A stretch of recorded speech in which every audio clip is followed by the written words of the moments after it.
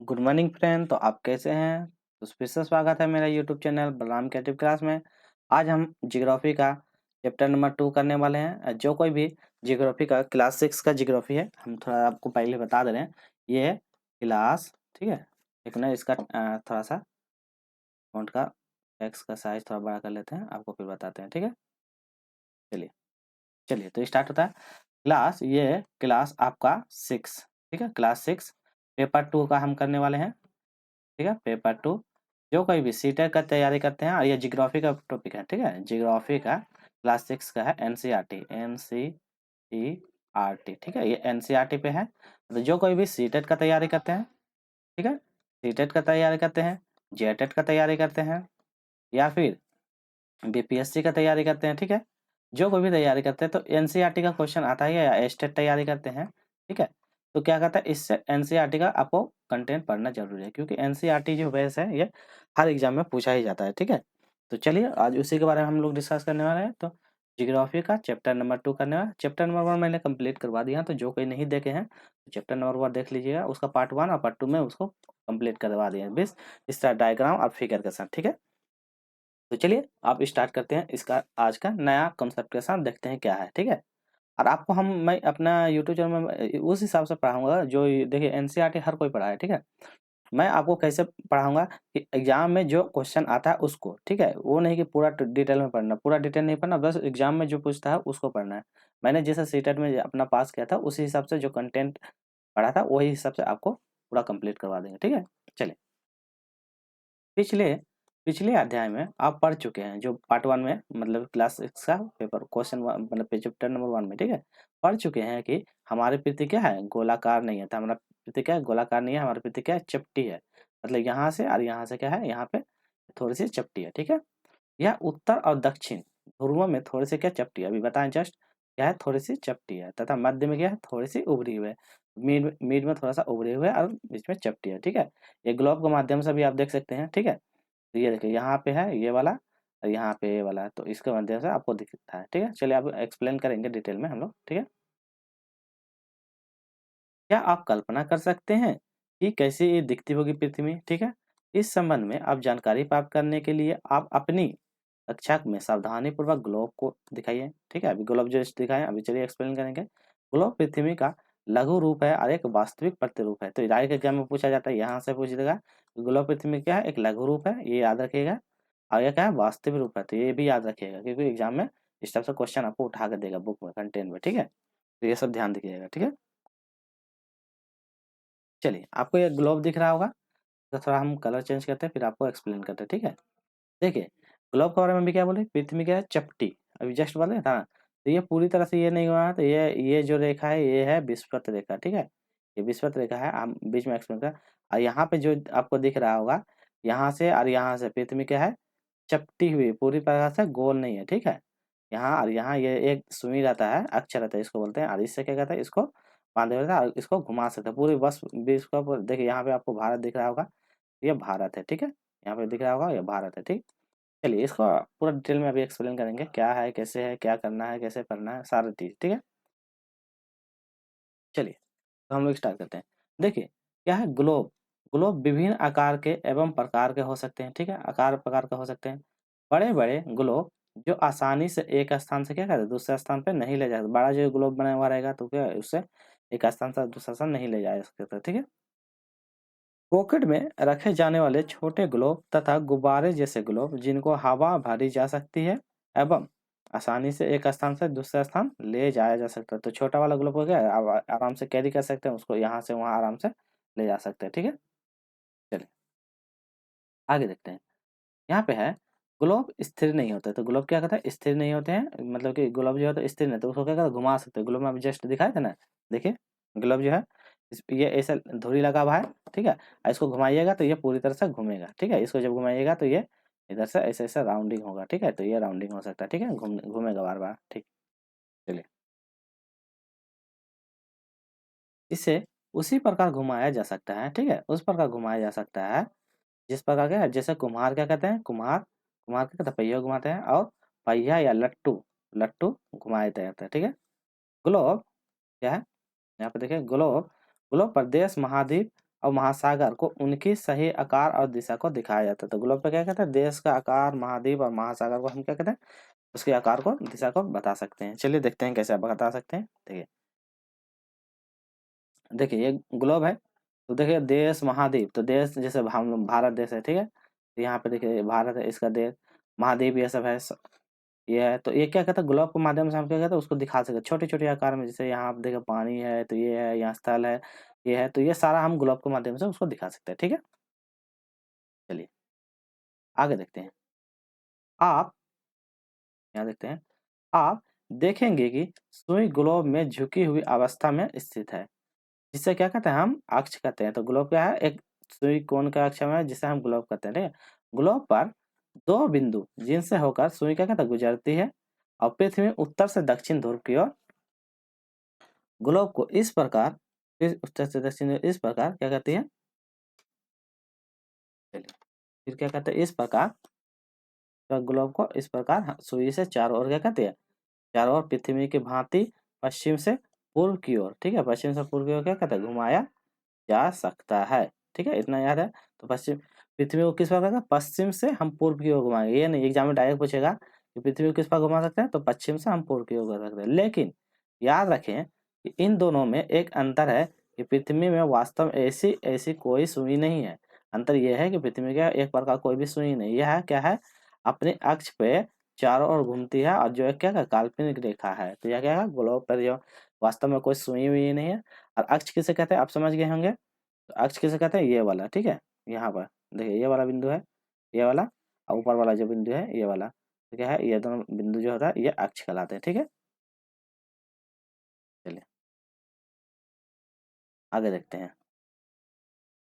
चलिए ठीक है, तो ये क्या है, काल्पनिक रेखा है, और देखिएगा आराम से इसे घुमाया जा सकता है। ठीक है, इतना हो गया। चलिए यहाँ तक हो गया, आराम से इसे घुमा सकते हैं। ठीक है, एक अन्य काल्पनिक रेखा क्या है, एक अन्य काल्पनिक रेखा भी ग्लोब के क्या दो बराबर भागों में क्या करता है, बांटी जाती है। ठीक है, तो एक काल्पनिक रेखा के द्वारा से हम ग्लोब को दो बराबर भागों में इसको माप सकते हैं। ठीक है, अब ये क्या है, इसके बारे में पहले पहले थोड़ा सा देख लेते हैं विश्व द्वीप के बारे में, फिर उसके बाद इसको एक्सप्लेन करेंगे। ठीक है, चलिए यहाँ पे बोलता है, इस विश्वत क्या बोलता है, इस विश्वत वृत्त, इसे क्या कहते हैं, विश्वत वृत्त कहा जाता है, किसे कहते हैं, देखते हैं।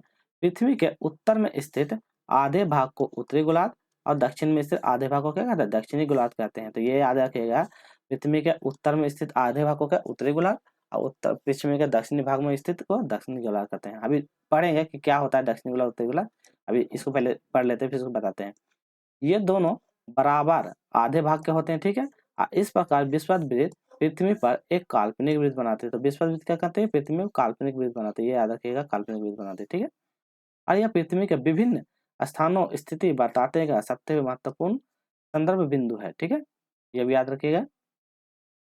विश्वत वृत्त से ध्रुव तक की स्थिति सभी समांतर वृत्तों के अक्षांश और समांतर रेखाएं होती है। तो याद रखिएगा, विश्वत वृत्त के सभी ध्रुव समांतर और अक्षांश रेखाएं होता है। अक्षांशों को क्या कहते हैं, अंशों में माप सकते हैं। तो ये पूछता है एग्जाम में सीटेट में, सभी समांतर अक्षांश होते हैं, और ये कैसे अक्षों या अक्षांशों में माप सकते हैं। ठीक है, चलिए अब देखते हैं ये उत्तर वृत्त और विश्वत वृत्त क्या होता है, और ये क्या होता है। ठीक है, देखिए ये आपको दिख रहा होगा। ठीक है, देखिए यहाँ इसको थोड़ा सा फिगर छोटा कर देना, आपको समझाते हैं। देखिए ये फिगर आपको दिख रहा होगा, तो देखिए यहाँ पे जो दिख रहा है ये उत्तरी ध्रुव पे, अभी जो ग्लोब दिखाए थे ना, जस्ट उसी का है। तो और यहाँ पे नीचे है पर इसमें, तो ये आपको जो दिख रहा होगा उत्तरी ध्रुव, और यहाँ दक्षिणी ध्रुव, तो नीचे हो जाएगा दक्षिणी ध्रुव। ठीक है, दक्षिणी ध्रुव उसी के बारे में है। और ये आपको जो जा रहा है, ये जो दिख रहा होगा ये विश्वत विश्वत वृत्त है, जो पृथ्वी को क्या दो बराबर भागों में बांटती है। तो जैसे इसमें दिख रहा है, तो ऐसा नहीं है, ऐसा वास्तव में ऐसा है। ठीक है, ऐसा है, और यहाँ से जो ये लाइनिंग बीच में गया, ठीक है, जो बराबर बराबर, ये हो गया उत्तरी ध्रुव नॉर्थ, और नीचे हो गया साउथ। तो यही होगा विश्वत वृत्त, इसी को बोलते हैं विश्वत वृत्त। तो ये जो कटा हुआ है आपको इसमें दिख रहा है, अभी चलिए एक्सप्लेन करेंगे। और उसके बाद क्या जो है, ये पूरा ऐसे ऐसे ऐसे ऐसे मिलकर 90 मिलकर क्या कहते हैं, पूरा इसको पूरा कवर करता है ये चारों तरफ से। ठीक है, अभी एक्सप्लेन करेंगे, पूरी डिटेल में एक्सप्लेन करेंगे आपको, बस इसमें थोड़ा सा कॉन्सेप्ट बता दे रहे हैं। इसी तरह इस तरह करके, तो ये ऊपर वाला 180 भाग हो जाएगा, और नीचे 180 हो जाएगा। ठीक है, तो ये दोनों मिलकर कितना होगा, 360। ठीक है, और इसको जब हम चार पार्ट में डिवाइड करेंगे, ठीक है, ऐसे करके चार पार्ट में डिवाइड करेंगे, तो ये 90 हो जाएगा, ये 90 हो जाएगा, ये 90 हो, ये 90, टोटल 360 डिग्री कौन बनाता है। ठीक है, तो ये आप याद रखिएगा, ठीक है। अभी और एक्सप्लेन करेंगे डिटेल में कि क्या है, कैसे क्या करना है, ठीक है। तो यही काल्पनिक रेखा गोलक का 2 बराबर भागों में बाँटती है। तो यही काल्पनिक रेखा जो मान के लिए ना, तो क्या कहते हैं, उसको 2 बराबर भागों में बाँटती है। तो इसी बारे में बोला है कि 2 बराबर भागों में काटती है, ठीक। चलिए, विषुववृत्त क्या है? अब विषुववृत्त किसे कहते हैं? जो 2 बराबर भागों में जो काटती है, तो उसे क्या कहते हैं? विषुववृत्त कहते हैं। देख लीजिए विषुववृत्त अभी जस्ट बनाए, तो इसको क्या कहता है? अलग करती है, काट रही है, तो इसको क्या कहते हैं? विषुववृत्त कहते हैं, ठीक है। और ऊपर भाग में जैसे कि उत्तर, ये वाला उत्तरी भाग है, तो उत्तर वाला जो है ऊपर में स्थित भाग को क्या उत्तरी गोलार्ध, देखिए यहाँ पे लिखा हुआ है, उत्तर में स्थित आधे भाग को क्या उत्तरी गोलार्ध कहते हैं, और नीचे जो स्थित है दक्षिणी गोलार्ध, तो नीचे वाला भाग जो है, ये वाला भाग, ये भाग को क्या कहते हैं? दक्षिणी गोलार्ध कहते हैं, ठीक है। इतना क्लियर है आपका? बस अभी और एक्सप्लेन करेंगे, डिटेल में एक्सप्लेन करेंगे, ठीक है। यही फिगर वही है, अक्षांश का फिगर है, मतलब कि कैसे इसको ये करना है, तो यही अभी जस्ट बता दिया, ठीक है। ये इधर से आएगा, यहाँ पे 0 डिग्री होता है, ये दोनों मिलके यहाँ से ये इसको काट रहा है, ठीक है। चलिए अभी आगे एक्सप्लेन करेंगे इसको। चलिए यहाँ पे पढ़ते हैं, आगे देखिए। आप वही सब पढ़िए जो एग्जाम में पूछा जाता है, ठीक है। विषुववृत्त शून्य के अंश को अक्षांश को दर्शाता है, तो विषुववृत्त शून्य के अंश को क्या कहता है? अक्षांश को दर्शाता है। चूंकि विषुववृत्त दो तरफ ध्रुवों के बीच की दूरी और पृथ्वी के चारों ओर के वृत्त की 1/4 है, तो विषुववृत्त क्या है? ध्रुवों के बीच की दूरी और पृथ्वी के बीच का 1/4 है, अतः इसका माप होगा 360 अंश का, मतलब 1/4, यानी कि 90 डिग्री अंश होगा, ठीक है। कैसे होगा? अभी जस्ट बताए थे ना, देखिए टोटल अभी जस्ट बोले तो क्या होता है? 360 होता है। जब इसको हम 4 से डिवाइड करेंगे तो क्या आ जाएगा? 90 आ जाएगा, तो वही बोला 1/4, मतलब 1/4, ठीक है। 360 का 1/4, जैसे यहाँ पे देख लीजिए, पढ़ लीजिए। इसका माप होगा क्या है? 360 अंश, मतलब 1/4। जब इसको से 90 से डिवाइड कीजिएगा तो 1/4 आएगा, ठीक है, यानी 90 डिग्री। अब जस्ट बताते हैं इस प्रकार 90 अक्ष उत्तरी अक्षांश को उत्तर ध्रुव को बताता है, और 90 अक्ष दक्षिणी अक्षांश को दक्षिणी ध्रुव को बताता है। देखिए ये मैप है, तो ऊपर जस्ट अभी बताएं, देखिए यहाँ पे देखिए, आप यहाँ पे देखिए, ये है, इसको जब काट रहा है, ठीक है, तो यही है, देखिए विषुववृत्त जो वृत्त है ना, ये यही है बीच वाला 0 डिग्री, ठीक है। तो ये उत्तर वाला जो काट रहा है कौन था? उत्तरी अक्षांश बोलेंगे, उत्तरी अक्षांश, और नीचे जो दक्षिणी काट रहा है तो ये दक्षिणी अक्षांश बोलेंगे, ठीक है। इतना समझ में आ गया आपको? चलिए आगे देखते हैं। बस आपको कॉन्सेप्ट थोड़ा सा समझना जरूरी है, उसको आप एग्जाम करते, ये सब एग्जाम में डायरेक्ट पूछा जाएगा, ठीक है, ये सब ध्यान रखिएगा। इस प्रकार विषुववृत्त को उत्तरी सभी समांतर रेखाएं को क्या कहते हैं? उत्तरी अक्षांश कहते हैं। अभी जस्ट बता दें, सभी समांतर रेखा को उत्तरी अक्षांश। अब विषुववृत्त के दक्षिणी में स्थित सभी समांतर रेखा को दक्षिणी अक्षांश। आप समझ गए? अब उत्तरी या दक्षिणी, ऊपर वाला को उत्तरी और नीचे वाला को दक्षिणी, तो उत्तरी अक्षांश और दक्षिणी अक्षांश, इतना समझ गए? चलिए अब देखिए यहाँ पे बोलता है क्या आप जानते हैं, देखिए क्या आप जानते हैं, अपने स्थान से ध्रुव के तारों को कोण मापकर आप अपने स्थान का क्या अक्षांश निकाल सकते हैं। जस्ट अभी जो बताया अक्षांश क्या है? वही जो उत्तरी या दक्षिण में जो बताते हैं, अभी जैसे जस्ट बताया था ना, ये गोल है, अक्षांश क्या है? या इसको जब काटेगा 0 डिग्री, तो ये उत्तरी अक्षांश, ये दक्षिणी अक्षांश, ठीक है। अब बोल रहा है कि अपने ध्रुव तारे, तो देखो पार्ट 1 में मैंने ये ध्रुव तारे के बारे में बता दिया था, ठीक है। ध्रुव तारे क्या होता है ये सब मैंने पार्ट 1 में बता दिया। तो देखिए ये तारे जो है, इस तारे के माध्यम से आप ऊपर से देखिएगा तो यहाँ पे आपको दिखेगा उत्तरी ध्रुव, इसी को बोलते हैं यहाँ पे ध्रुव तारे, ठीक है। और यहाँ से ऊपर की ओर देखिएगा तो यह उत्तर, मतलब ध्रुव तारे को यह दर्शाता है, ठीक है। इसी का आधार पे आप कौन को माप सकते हैं ये बता रही है, ठीक है। ये उत्तर हो गया, दक्षिण हो गया, पश्चिम हो गया, और ये पूर्व हो गया, ठीक है, वही बोल रही है, ठीक है, जान सकते हैं। चलिए आप एक फिगर देख लेते हैं इसमें टॉर्च के बारे में, ठीक है। तो देखिए इसको पहले नेक्स्ट वीडियो अपलोड मतलब पढ़ेंगे, उसके बाद ये टॉर्च के बारे में थोड़ा सा आपको बताएंगे, क्योंकि इसका फैलाव कैसे होगा ना, तो वो पढ़ने के बाद आपको ये समझ में आएगा, ठीक है। अब देखते हैं महत्वपूर्ण पॉइंट है, महत्वपूर्ण अक्षांश और समांतर रेखाएं क्या होती है। विषुववृत्त 0 डिग्री, अभी जस्ट बताए थे, देखिए आप लोग ध्यान से देखिएगा, ठीक है, ये है, ठीक, यहाँ पे होता है 0 डिग्री, ठीक है, ये 0 डिग्री होता है, तो ये बोलता है विषुववृत्त। विषुववृत्त देख लिया ना कौन सा है विषुववृत्त। अब मैप को बस आपको ध्यान में देखना होगा कि मैप में क्या बोलता है। देखिए विषुववृत्त यही वाला, जो ये वाला है, ये वाला, ये वाला, ये 0 डिग्री, तो यही वाला है विषुववृत्त, ठीक है। अब याद रखिएगा एग्जाम आपको इससे पूछता है क्वेश्चन। चलिए यहाँ हो गया। उत्तर ध्रुव 90 डिग्री जस्ट बताए थे, और दक्षिण ध्रुव नीचे जो रहेगा, नीचे नीचे रहेगा, ये वाला नीचे, दक्षिण ध्रुव ये 90 डिग्री, और ऊपर 90 डिग्री, ठीक है।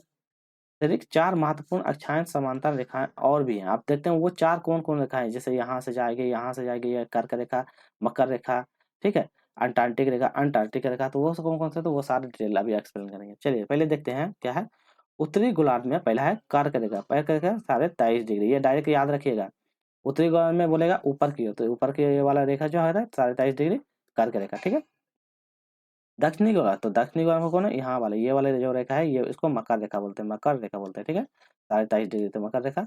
अभी आपको मैप में दिखाएंगे, ठीक है। अब विषुववृत्त क्या था, 66.5 डिग्री, जो इसके फिर जस्ट ऊपर वाला ये भाग जो रहता है, ये विषुववृत्त रहता है, जो उत्तरी ध्रुव को दर्शाता है। और नीचे जस्ट उसके नीचे वाला जो भाग रहता है, ये वाला, तो दक्षिण ध्रुव का रहते हैं। आपको नहीं समझ में आ रहा होगा, चलिए अब देखते हैं मैप। आपको मैप से समझ में आ जाएगा सारा, हम मैप से पूरा आपको क्लियर कर देंगे, ठीक है।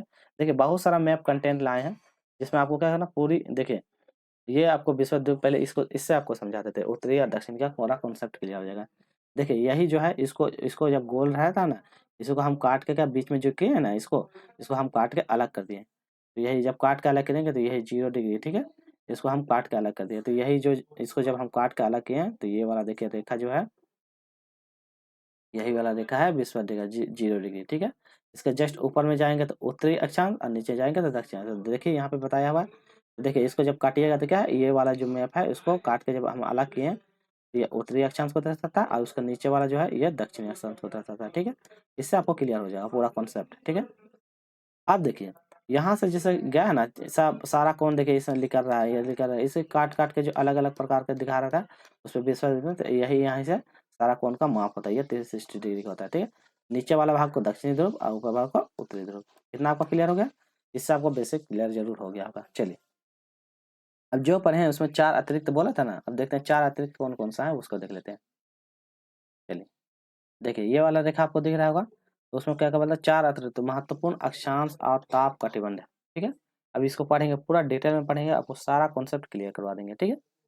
चलिए देखिए, सबसे पहले देखिए क्या है था, अभी जस्ट बताए थे, ये वाली जो रेखा आपको जा रही है, ये रेखा, ये जो रेखा दिख रही होगी, ये रेखा कौन है, 0 डिग्री, ये है 0 डिग्री, ठीक है।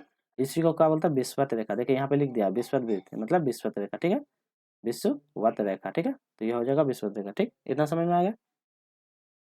ये आपको जो दिख रही है, ये वाला लाइनिंग, इसका देखिए जो कलर है वही कलर में हम आपको ये करते हैं, ताकि आपको क्लियर समझ में आएगा।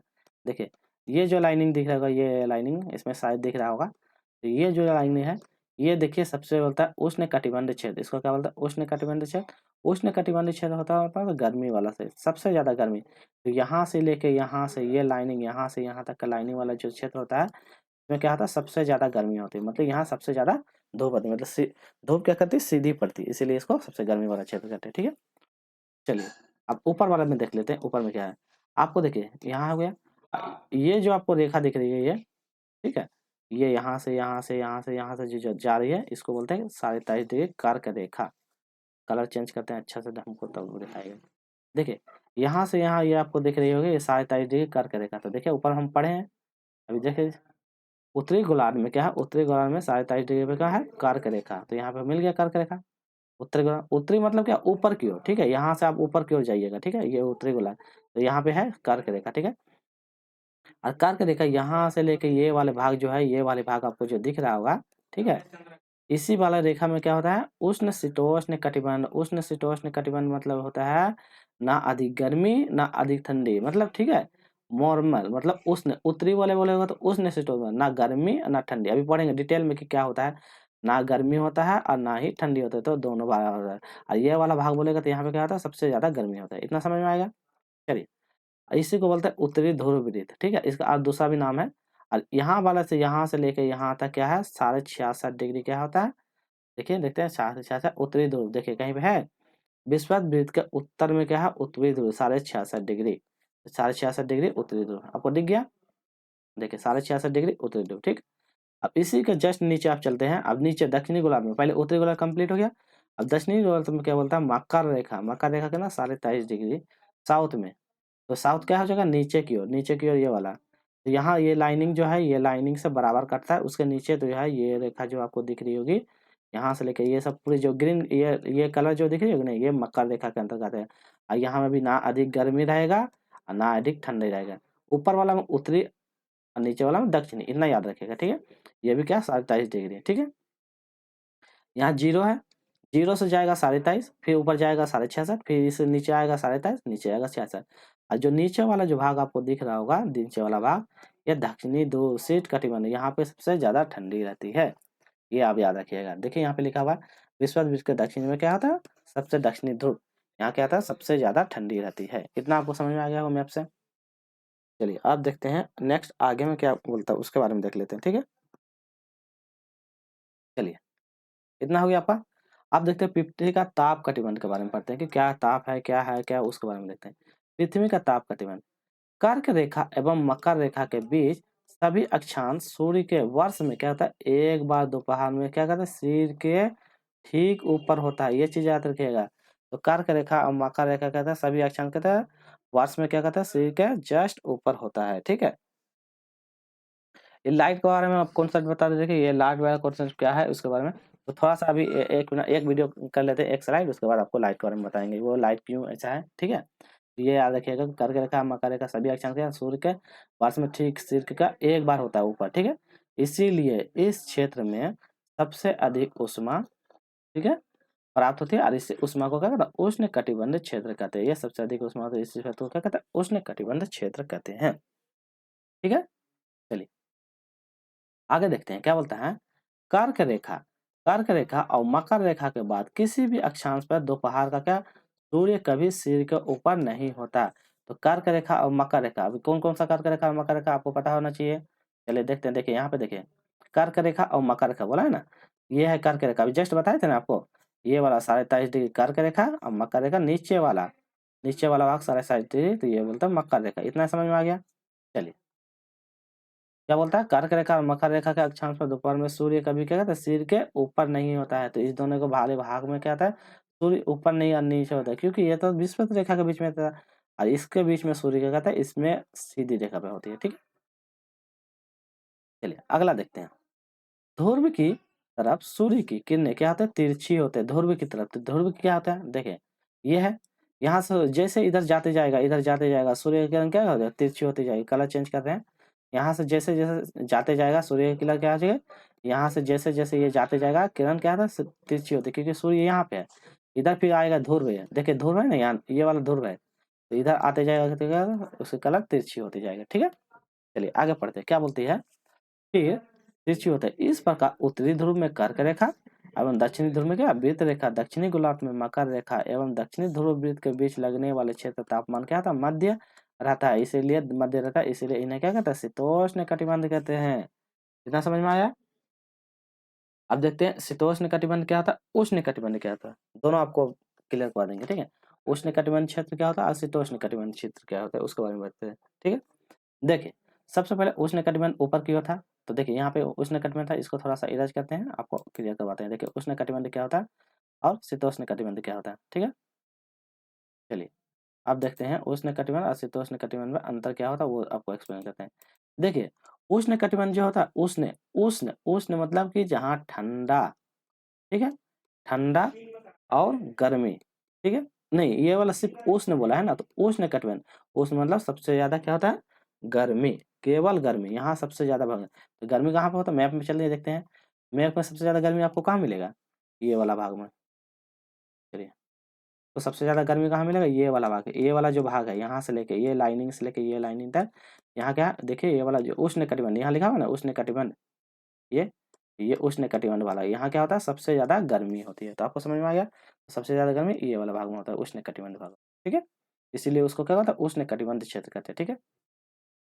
और जब सूर्य की किरण जब तिरछी पड़ती है तो उत्तरी गोला और दक्षिणी मकर रेखा कर्क रेखा, जस्ट आपको समझ में आ गया कि मकर रेखा कर्क रेखा, आप ऐसे समझ सकते हैं जैसे ये है, ठीक है, यहाँ से 0 डिग्री गया, ठीक है, ये वाला जो होता है ये होता है कर्क रेखा, और यहाँ से जो ये वाला रेखा बनती है या ये रेखा, ये मकर रेखा बनती है, और इसका फिर जो होता है विस्पत, और ये यहाँ वाला जो भाग होता है फिर उत्तरी ध्रुव और दक्षिणी ध्रुव, ठीक है। इतना समझ में आ गया। इसी को दूसरा नाम भी बोलते हैं, तो ये भी आप याद रखिएगा, इसको बोलता है आर्कटिक बीट, दूसरा नाम आर्कटिक बीट बोलता है। तो एग्जाम में ये पूछा जाता है कभी कभी, ठीक है। तो इसी का दूसरा नाम क्या बोलता है, आर्कटिक बीट, और इसी का दूसरा नाम रहता है अंटार्कटिक बीट, ये भी डायरेक्ट पूछ जाएगा। या इसको बोलेगा दक्षिणी शीतोष्ण कटिबंध बोलेगा तो ये वाला हो जाएगा, या उष्ण शीतोष्ण कटिबंध बोलेगा तो ये बोलिएगा, और यदि वो आर्कटिक बीट बोलेगा तो ये बोलिएगा, और अंटार्कटिक बोलेगा तो ये, क्योंकि अंटार्कटिक जो बोलता है क्योंकि बर्फ वाले जो भाग जगह है ये वाला है, ठीक है। क्योंकि ये वाला जो भाग आपको दिख रहा है ना, जो मार्क कर रहे हैं, यहाँ पूरा ठंडी पड़ती है, सबसे ज़्यादा ठंडी। ये जो व्हाइट व्हाइट व्हाइट दिख रहा होगा, इसी जगह सबसे ज़्यादा ठंडी होती है, ठीक है? तो ये आप याद रखिएगा। चलिए, आप आगे देख लेते हैं, अभी जस्ट बोले थे ना शीतोष्ण कटिबंध क्या होता है, इसके बारे में देख लेते हैं। देखिए शीतोष्ण कटिबंध क्या होता है, शीतोष्ण मतलब पूरी के तो पूरी तरह से क्या होगा, शीत शीत बोलता पूरी पूरी तरह ठंडी, ठीक है। उष्ण कटिबंधीय मतलब पूरा गर्म, ठीक है।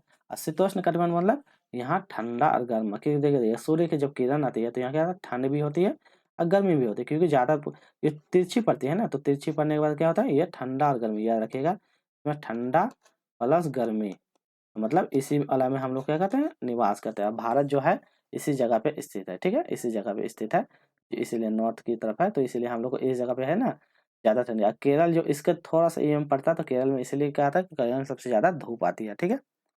तो शीतोष्ण कटिबंध समझ में आ गया क्या होगा, जहाँ ठंडा और गर्मी दोनों रहते हैं तो उसे शीतोष्ण कटिबंध कहते हैं। आपको मैप से दिख लिया होगा, तो ये वाला भाग जो होगा ये शीतोष्ण कटिबंध, तो उत्तरी शीतोष्ण कटिबंध, और नीचे वाला जो भाग रहेगा ये दक्षिणी शीतोष्ण कटिबंध, यहाँ पे लिख दिया है, ठीक है। आपको मैप समझ में आ गया। चलिए अब आगे देखते हैं, उत्तरी गोलार्ध में उत्तरी ध्रुव, आप समझ गए, उत्तरी ध्रुव और दक्षिणी ध्रुव, दक्षिणी ध्रुव, और दक्षिणी गोलार्ध में दक्षिणी ध्रुव, इतना समझ में आ गया। ये वाला है, ठीक है। ये वाला जो ऊपर जाएगा तो उत्तरी ध्रुव और नीचे जाएगा तो दक्षिणी ध्रुव, आपको इतना समझ में आ गया होगा। ध्रुव के बीच के क्षेत्र में क्या था, बहुत ठंडा बहुत होती है, तो ध्रुव वाले क्षेत्र में, तो ध्रुव उत्तरी ध्रुव और दक्षिणी ध्रुव, देखिए यहाँ दक्षिणी ध्रुव है, तो यहाँ पे क्या है, ये वाला जगह बताया था ना, यहाँ सबसे ज्यादा ठंडी होती है, ठीक है। और ये उत्तरी वाला जो बोल रहे थे, ये वाला जो भाग है यहाँ ज्यादा सबसे ज्यादा गर्मी होती है, समझ में आ गया। चलिए, क्योंकि यहाँ सूर्य क्षितिज से ज्यादा क्या ऊपर की ओर नहीं आ पाता है, क्यों नहीं आता, क्योंकि वह ज्यादा ऊपर की ओर नहीं पाता, इसलिए शीत कटिबंध, शीत कटिबंध मतलब सबसे ज्यादा ठंडी, तो ठंडा सबसे ज्यादा, इसका मतलब था सबसे ज्यादा ठंडा, ज्यादा ठंडा। अब सबसे ज्यादा ठंडा क्यों, आपको समझ में आ गया, क्यों सबसे ज्यादा ठंडा, क्योंकि देख लेते हैं, क्योंकि क्या देखिए यहाँ यहाँ सूर्य है, ठीक है, यहाँ पे आप सूर्य है, सूर्य जब किरण देती है तो यहाँ से आते आते आते आते यहाँ तक आते आते क्या आता, बहुत दूर आते आते यहाँ पे सूर्य की किरण नहीं पहुंच पाती है, ठीक है। तो पूरी तरह से यहाँ सूर्य की किरण नहीं पहुंच पाती, इसीलिए अब जब यहाँ से सूर्य निकलती है, कलर इसको चेंज करते हैं, ठीक है, थोड़ा सा ये वाला ग्रीन कर ले रहे हैं, ठीक है। देखिए यहाँ से ये वाला आपको दिख रहा होगा, जब यहाँ से सूर्य की किरणें जब इस जगह से क्या फैलेगी, यहाँ से आते आते क्या कहते हैं, यहाँ इस जगह पे आएगी, ये जगह पे, यहाँ पे कहते हैं सूर्य की किरण नहीं आ पाती, इसलिए यहाँ पे ठंडी होती है, ठीक है। फिर यही वाला सूर्य की किरण जब ऊपर की ओर जाती है, ठीक है, आपको ग्रीन कलर से जो दिख रहा होगा, आप ध्यान दीजिएगा, ठीक है। तो यहाँ पे जो ये वाला एरिया जो दिख रहा है, इस जगह पे यहाँ से ये लाइनिंग जो दिख रहा है, ये लाइनिंग वाला जो भाग दिख रहा होगा, यहाँ यहाँ, ठीक है, यहाँ पे क्या कहते हैं, सूर्य किरण नहीं आ पाती, इसलिए क्या होती है, यहाँ पे बहुत ज्यादा ठंडी होती है। आपको इतना समझ में आ गया। चलिए, इतना क्लियर हो गया। आपको उत्तरी गोलार्ध दक्षिणी गोलार्ध भी क्लियर हो गया होगा। आप देशांतर है, ठीक है, देशांतर को हम ना कल करवाएंगे, क्योंकि देशांतर में मतलब इसका थोड़ा सा दो टॉपिक मिलाएंगे, क्योंकि एक वीडियो में बहुत लंबा हो जाएगा। तो देशांतर के बारे में पढ़ेंगे, भारत की जो मानक रेखा कौन कौन राज्यों से होकर गुजरती है उसके बारे में पढ़ेंगे, ठीक है। गोलार्ध क्या होता है, जैसे ये गोलार्ध है, उत्तरी गोलार्ध, दक्षिणी गोलार्ध, यूरोप, एशिया, इंडोनेशिया, तो वो सब के बारे में डिटेल में पढ़ेंगे, कहाँ कहाँ से कैसे कैसे ये सब जो होता है, ग्रेड क्या होता है, ठीक है, दशांतर क्या होता है, कैसी उसकी रेखा 180 डिग्री से माप कैसे लगते हैं, समय का आप निकाल कैसे सकते हैं, ठीक है, वो सब सारा डिटेल पढ़ेंगे। तो आज का वीडियो यहीं पे रखते हैं, कल हम स्टार्ट करेंगे देशांतर से, ठीक है। आपको वीडियो कैसा लगा, लाइक शेयर सब्सक्राइब जरूर कीजिएगा। इसी तरह अमेजिंग और भी मजेदार आपको देखिए, आपको सीटेट का तैयारी कर रहे हैं तो आपको देखिए वो टॉपिक पढ़ना है जो एग्जाम